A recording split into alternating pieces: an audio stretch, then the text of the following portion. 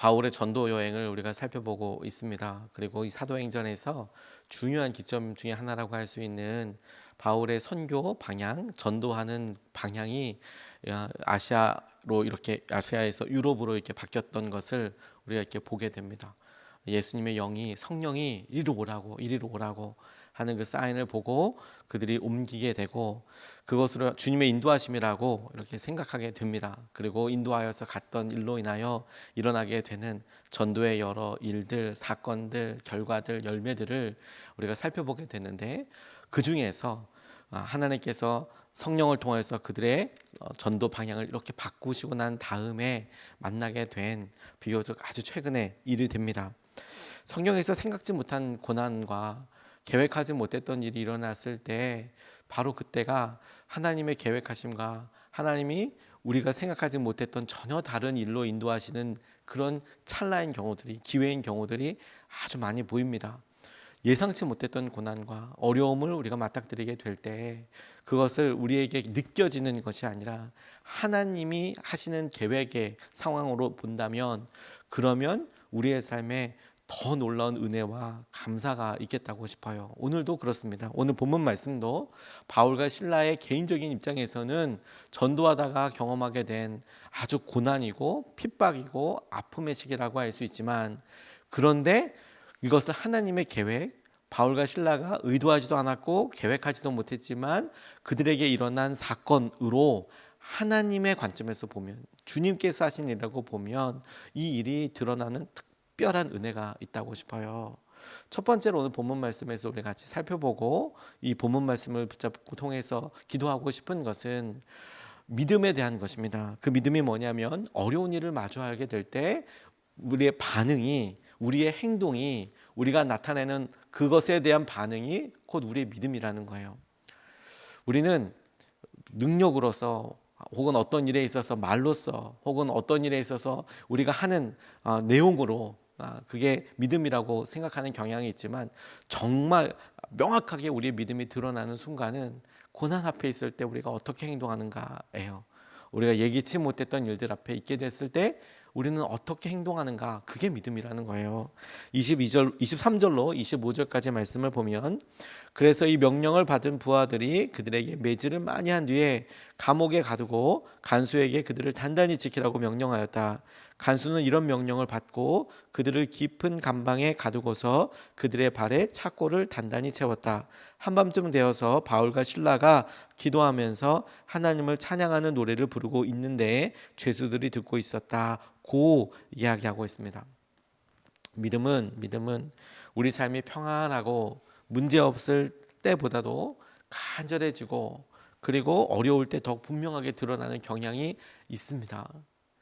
우리의 상황에 모든 것이 다 잘 되어지고 그리고 아무런 염려 없고 심지어 다른 사람들이 부러워할 만한 상황에 있을 때 우리의 마음속에 감사가 있고 또 기쁨이 있고 그러니까 우리가 믿음으로 사는 것처럼 다른 사람들이 생각하는 그런 일들처럼 보이지만 그것도 믿음이겠습니다만 명확하게 드러나게 될 때는 우리의 마음이 힘들고 어려울 때 우리가 어떤 말을 하고 그리고 어떻게 행동하고 그 어떤 방향으로 우리가 살기로 결단하는지가 우리의 믿음이라는 겁니다. 믿음 자체가 어려운 일이나 알 수 없는 일들을 마주하게 될 때 그런데 우리가 보이는 행동인 경우가 너무너무 많아요. 어떻게 우리가 행동하고 어떻게 보게 될지. 그들이 사람들로부터 많이 맞았습니다. 많이 맞고 그 일로 인하여서 몸과 마음이 아주 예사롭지 않을 때였어요. 그리고 이 장면을 조금만 생각해 봐도 그들이 맞았을 때 그 아픔과 붓기와 그 계속해서 몸에서 일어나게 되는 반응들이 있는데 그게 가장 최고조로 올라갈 때가 이 저녁쯤, 지금 이들이 찬양하기 시작할 이때쯤이라고 싶어요. 그냥 맞으면 그때만 막 아프고 끝나는 게 아니고 보통 맞거나 어려운 일 당하면 우리가 교통사고만 생각해 봐도 여러분 금방 이 상황을 생각해 보실 수 있을 거예요.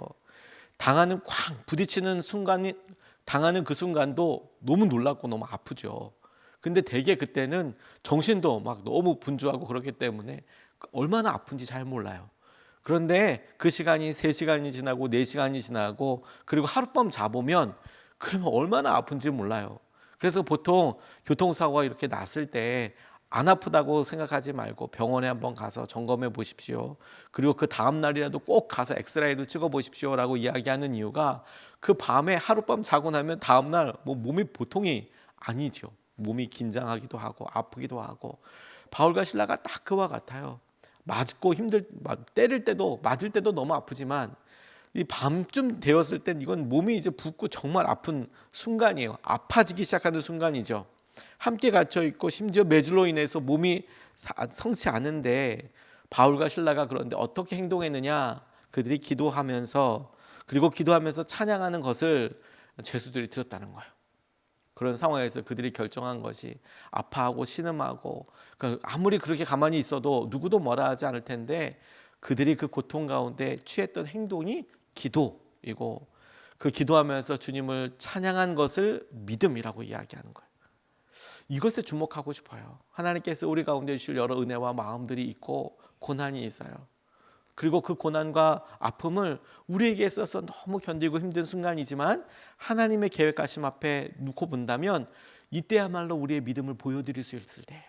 이때야말로 주님 앞에 우리의 믿음이라 라고 이야기할 수 있는 것대로 기도를 선택할 수 있고 찬양을 선택할 수 있고 하나님께서 하시는 것을 드러낼 수 있는 시기라고 싶어요. 초대교회에 우리나라 선교 초기에 1982년에 우리 땅에 오셨던 분 중에서 북장로교회 소속, 미국 북장로교회 소속 프레드릭 밀러라는 분이 계셨는데 한국명은 민로아라는 분이세요. 이분이 최초로 충북 지역을 선교하셨던 분이기도 합니다. 서울에만 있었던 것이 아니라 지방으로 내려가서 선교사님들이 선교 활동을 하셨는데 그 선교 활동을 하셨을 때 충청북도 지역 청주를 중심으로 해서 첫 번째로 선교하셨던 분이에요. 근데 이분이 비교적 젊은 시기에 오셨겠죠. 그런데 입국 6년 만에 첫 아들이 생겼어요.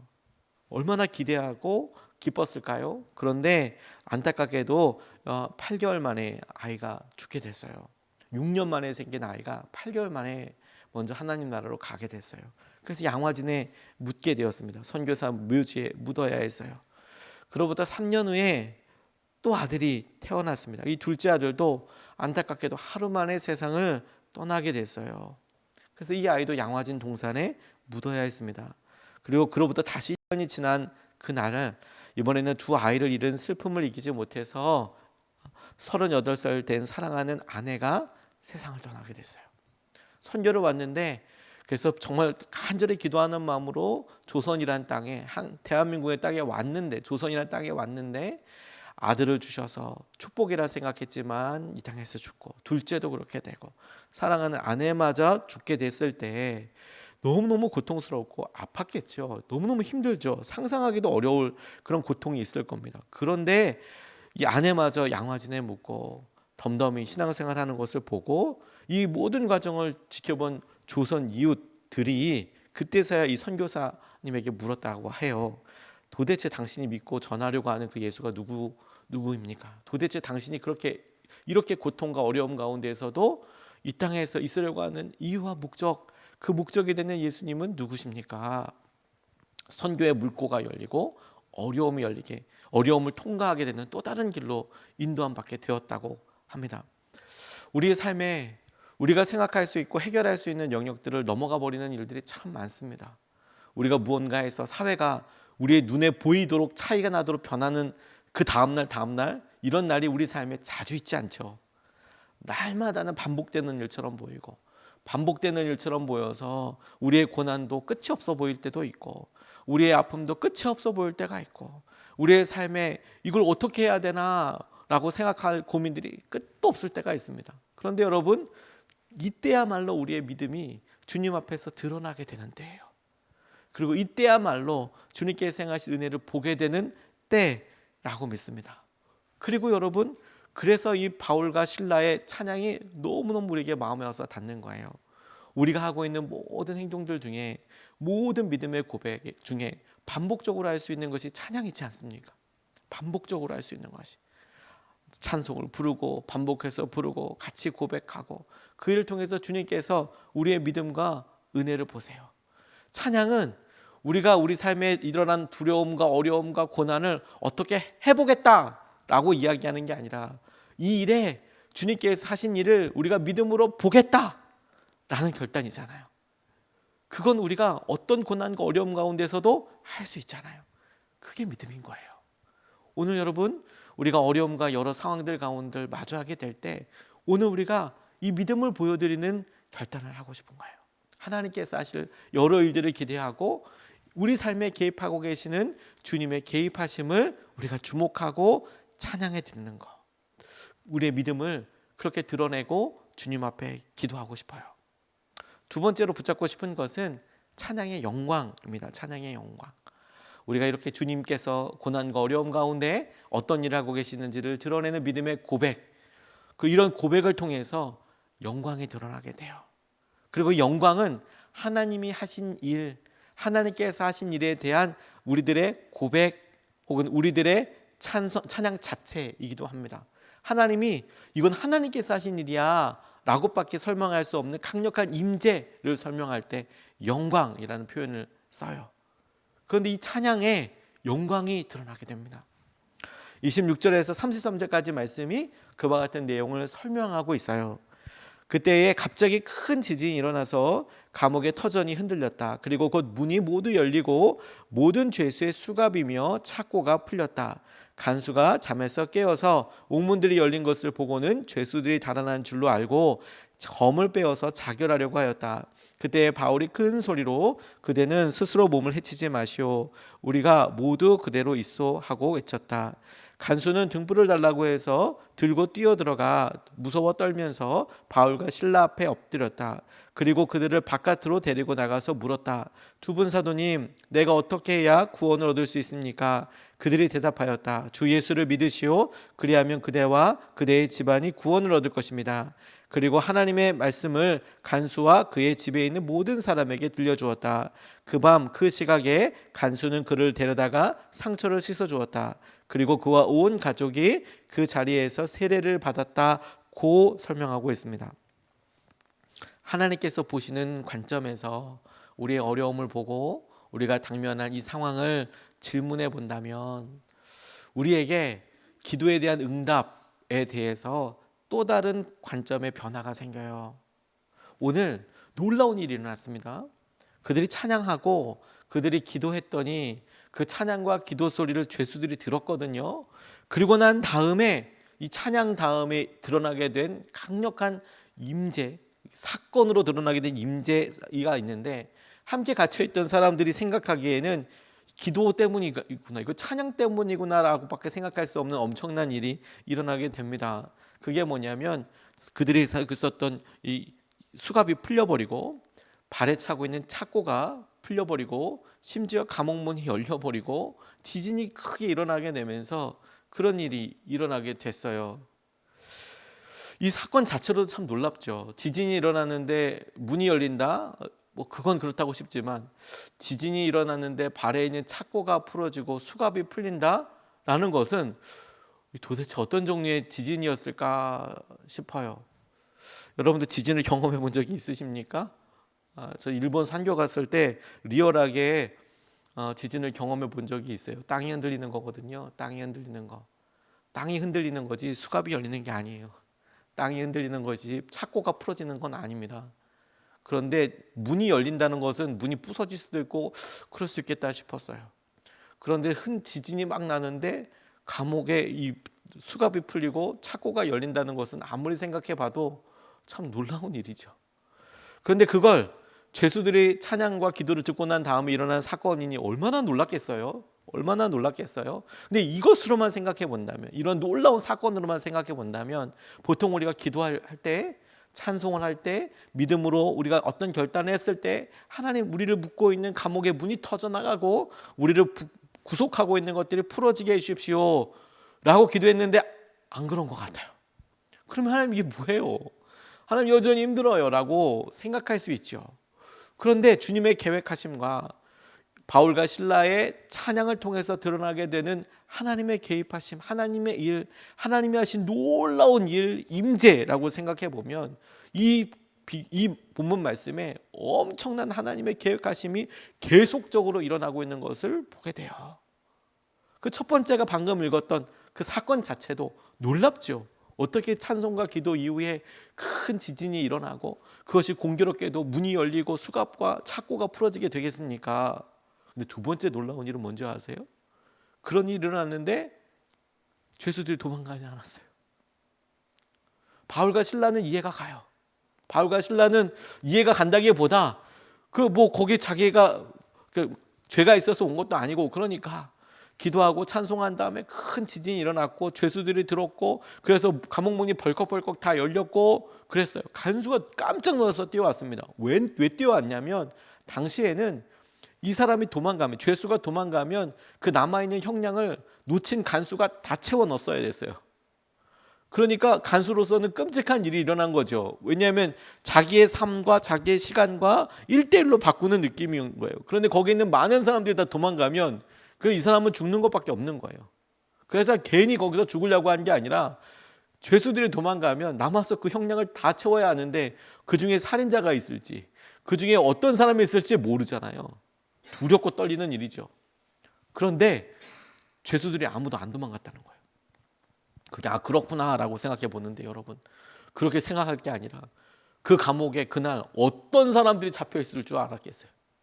거기에 정말 죄 없이 바울과 실라처럼 들어온 죄수만 있었을 것이다라고 그렇게 상상하면 좋겠지만, 일반적으로 조금만 생각해 봤을 때 거기 아주 극악무도한 사람은 없었을까요? 거기 잡범들은 없었을까요? 거기 사기꾼들은 없었을까요? 거기 살인자는 없었을까요? 근데 그들이 움직이지 못했어요. 무엇이 그렇게 했는지는 모르겠어요. 하지만 너무도 쉽게 생각해 보면 그들이 도망가는 게 너무 당연하잖아요. 문이 열렸는데, 다 풀렸는데 도망가는 게 당연하잖아요. 도망가지 않았어요. 왜? 라고 물었을 때 설명할 수 있는 방법도 없어요. 다만 왜? 라고 물었을 때 오늘 본문이 드러나고 있는 중요한 사건으로만 본다면 그들이 찬양과 기도 소리를 들었고, 그래서 일어나게 되는 지진과 그래서 개입하게 되는 그들이 찬양하고 노래했던 하나님을 경험했다라고 밖에 설명할 수 없어요. 다른 이유를 이렇게 딱히 댈 수가 없어요. 도망가지 않았어요. 근데 그렇게 하나님의 개입하심이라고 본다면 더 흥미롭고 놀라운 일이 계속 일어나요. 그게 뭐냐면 간수장이 죽으려고 했다가 불을 들고 드디어 이제 들어가서 보는 겁니다. 죄수들이 있는 걸 보고. 그리고 바울과 실라를 데려다가 자기 집에 데리고 가서 씻기고 그들에게 복음을 듣고 그들에게 세례를 받아요. 이거 놀라운 일이죠. 감옥에서는 거기 간수장이 완전 슈퍼갑이고 죄수들은 을이죠. 을도 뭐예요? 을도 아니고 병정 정도 될 거예요. 간수가 하는 대로 다 하게 되잖아요. 당하게 되잖아요. 근데 심지어 도망갈지도 모르는 그 사람들 자기 집에다가 데리고 간대요. 간수 입장에서는 바울과 실라를 잘 아는 것도 아니에요. 그런데 감옥에 갇혀있던 사람을 자기 집으로 데려간다? 이거 놀라운 일이죠. 그것 자체도 놀라운 일이죠. 모르는 사람 데려가는 것도 놀라운데 죄수를 데려다 간다? 말도 안 되는 일이죠. 그런데 그 죄수가 하는 말을 듣고 예수님을 영접한다? 이건 진짜 더 말도 안 되는 일이죠. 근데 여러분, 우리는 믿음의 눈으로 보면 이제 이게 보여요. 왜 그 일이 일어나게 됐는지, 왜 그렇게 일어나야만 했는지. 어려움과 고난이 앞에 다가와요. 그런데 믿음으로 찬양하고 기도하기로 선택한 사람의 그 일을 통해서 하나님이 하시는 일이 계속해서 드러나요. 그 일은 비단 옥문이 열리고 수갑과 착고가, 발에 차여있는 착고가 풀어지는 일로 끝나는 게 아니라 그걸 듣는 사람에게도 하나님께서 하시는 일들이 드러날 뿐만 아니고 그 일을 옆에서 되어지는 일을 보고 누군가는 주님 앞에 돌아오게 돼요. 그게 찬양의 영광이에요. 그리고 그것이 주님께서 우리 가운데 일을 하시는 방식 중에 많은 경우더라고요. 오늘 여러분, 우리가 고난과 어려움 가운데 바로 이 주님을 바라보았으면 좋겠어요. 우리의 어려움과 고난 가운데 우리가 믿음을 써서 믿음으로 결단해서 찬양하고 기도하는 이유는 그게 우리의 믿음일 뿐만 아니라, 그리고 주님께서 우리에게 계신 기회일 뿐만 아니라 이 일을 통해서 주님께서는 당신의 일을 연속적으로 연쇄적으로 이루어가고 계실 거예요. 오늘 믿음으로 그 한가운데 주님과 함께 동행하고 주님의 놀라운 인도하심을 경험하는 저와 여러분 되시기를 주님의 이름으로 축복합니다. 두 가지 말씀을 같이 나눴습니다. 어려운 일을 마주할 때 보이는 행동이 우리의 믿음이에요. 찬양을 해보죠, 여러분. 우리 같이 기도해보죠. 그게 믿음이에요. 그리고 주님께서는 우리의 찬양과 우리의 기도를 통해서 반드시 주의 개입하심과 주님의 일하심을 드러내실 거예요. 우리가 원하는 방식, 우리가 생각할 수 있는 방식은 아닐 수 있어요. 근데 주님은 찬양 가운데 당신의 영광을 드러내십니다. 기도 가운데 주님의 응답을 드러내십니다. 이것을 붙잡고 두 번 나눠서 같이 기도하겠습니다. 첫 번째 기도 제목은 주님, 우리의 믿음 없음을 도와주소서라고 먼저 기도하고 싶어요. 믿음 없는 것을 도와달라고 먼저 기도하고 싶어요. 주님, 우리가 어렵습니다. 힘듭니다. 바뀔 것 같지 않습니다. 그러니 주님, 우리가 상황을 자꾸 보고 있다는 것을 알았습니다. 우리의 믿음 없는 것을 도와주시고 믿음의 눈을 열어주십시오. 믿음의 눈을 열어주십시오. 주님께서 행하실 것을 우리가 보게 하여 주시고 우리가 믿음을 써서 하나님 하시는 은혜의 기도와 찬송으로 나아갈 수 있도록 주님, 우리의 믿음의 눈을 열어주시고 우리의 믿음 없음을 도와주십시오. 우리가 첫 번째 같이 함께 기도하시겠습니다.